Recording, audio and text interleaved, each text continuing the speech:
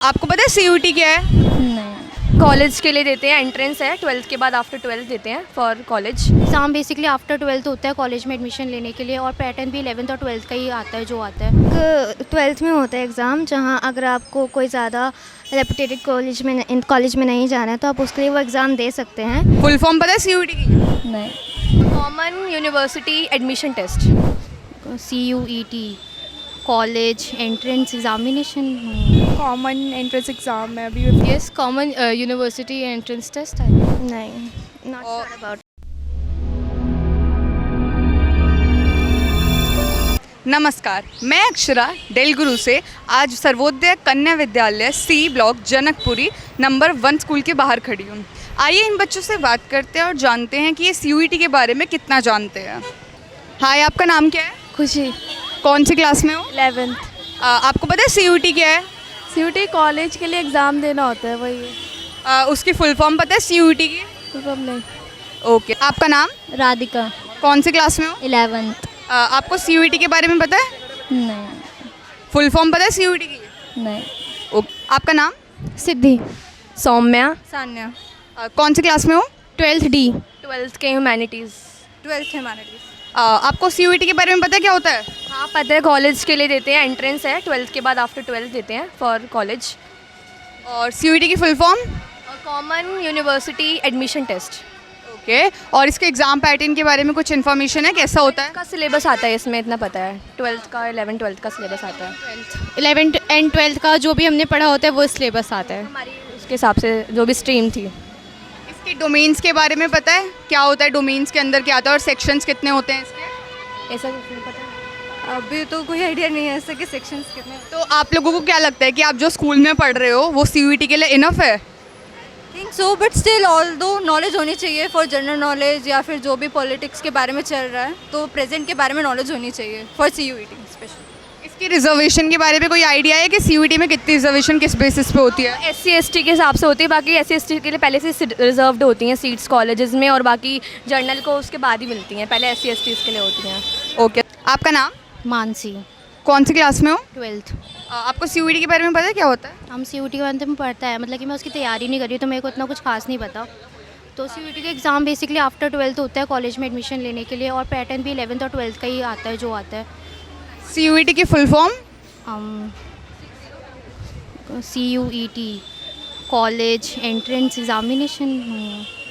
Exam pattern के university entrance test. उसके exam pattern के बारे में पता है आपको क्या होता है? मीन्स 11 12th का आता है, MCQs बेस्ड क्वेश्चंस होते हैं। मुझे थोड़ा बहुत पता है क्योंकि मैं उसकी बेस लेकर तैयारी नहीं कर रही इसलिए। बट उसमें जो सेक्शंस होते हैं वो पता है कितने सेक्शंस होते हैं और किस बेसिस पे होते हैं? बेसिकली जो हम सब्जेक्ट डिसाइड करते हैं उस पर, मतलब कि उस पर डिपेंड करते हैं कि वो कितने सेक्शंस होंगे। ओके, आपका नाम? सौम्या त्रिपाठी। कामाक्षी। कौन सी क्लास में हो? मैं 11th में। मैं भी 11th में। आपको सीयूटी के बारे में पता है क्या होता है? हाँ जी, मतलब ये एक एंट्रेंस एग्ज़ाम है जिसका मतलब आफ्टर 12th ही हम देते हैं ताकि हमें कॉलेजेस मिल सकें। हाँ। एंट्रेंस एग्ज़ाम में यूनिवर्सिटीज़ में एडमिशन लेने को। सीयूटी के फुल फॉर्म के बारे में पता है? कॉमन एंट्रेंस एग्ज़ाम है अभी। फुल फॉर्म तो उतना एग्जैक्ट नहीं पता, बट हाँ एंट्रेंस एग्ज़ाम है। आपको पता है? I guess common university entrance test. I okay, exam pattern के बारे में पता है? इसके एग्ज़ाम पैटर्न या सेक्शंस कितने होते हैं इस एग्ज़ाम में? नहीं, ऐसा आइडिया नहीं। नहीं। आपका नाम? दीक्षा गुप्ता। कौन सी क्लास में हो? 11th। आपको सीयूटी के बारे में पता है क्या होता है? सीयूटी के बारे में पता है? एक्चुअली एक 12th में होता है एग्ज़ाम, जहाँ अगर आपको कोई ज़्यादा रेपुटेटेड कॉलेज में नहीं जाना है तो आप उसके लिए वो एग्ज़ाम दे सकते हैं। 12th के बाद एग्ज़ाम होता है एंड 12th तक के सिलेबस पे ही बेस होता है ये। सीयूटी की फुल फॉर्म पता है? नहीं, not sure about it. Okay, इसके एग्ज़ाम पैटर्न के बारे में कि कितने सेक्शंस होते हैं इसमें? I'm not really sure about it, but sometimes there's also a section called psychology का एक section होता है, and of course the subject you took in 12th class, science का अलग होता है, arts का अलग होता है. That's all I know. Okay, आपका नाम? Deepti.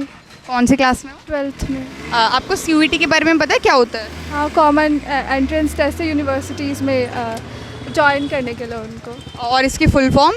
Common university entrance test. और इसके एग्ज़ाम पैटर्न के बारे में कितने सेक्शंस होते हैं, क्या होता है? सेक्शंस होता है जिसमें फर्स्ट लैंग्वेज होता है, उसमें आप अपनी मर्ज़ी से कोई भी चूज़ कर सकते हो। सेकंड में आपको कोई मेन सब्जेक्ट्स आप और थर्ड जनरल नॉलेज का होता है। और इसकी रिजर्वेशन का आइडिया है कि कितनी रिजर्वेशन होती है? नहीं ये नहीं। और आपको लगता है कि आप जो स्कूल में पढ़ रहे हो जो सब्जेक्ट वो CUET की एग्ज़ाम देने के लिए इनफ है?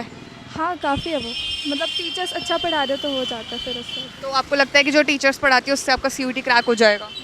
नहीं मतलब थोड़ा सा हमें कोचिंग की तो ज़रूरत पड़ती है किसी भी चीज़ के लिए। तो आपने कोचिंग लेने का सोचा है? CUET के लिए नहीं, मैंने नीट के लिए सोचा है। Okay thank. ये बच्चे 12th क्लास में हैं और इन्हें ये नहीं पता CUET क्या होता है, इन्हें CUET के बारे में नहीं पता, इन्हें उसके एग्ज़ाम पैटर्न के बारे में नहीं पता। तो आपको क्या लगता है कि ये CUET क्रैक कर पाएंगे? अगर ये CUET देने के लिए तैयार ही नहीं है, अगर इनके स्कूल वाले इनको समझाते ही नहीं है कि CUET क्या होता है, तो इन्हें आगे जाके प्राइवेट कॉलेज की मैक्सिमम फ़ीस भरनी पड़ेगी। अगर आप चाहते हैं कि आप उसमें से एक ना हो तो जुड़े रहिए हमारे साथ हमारे एजुकेशनल इन्फॉर्मेटिव यूट्यूब चैनल डेल गुरु पर। Like share and subscribe to our YouTube channel.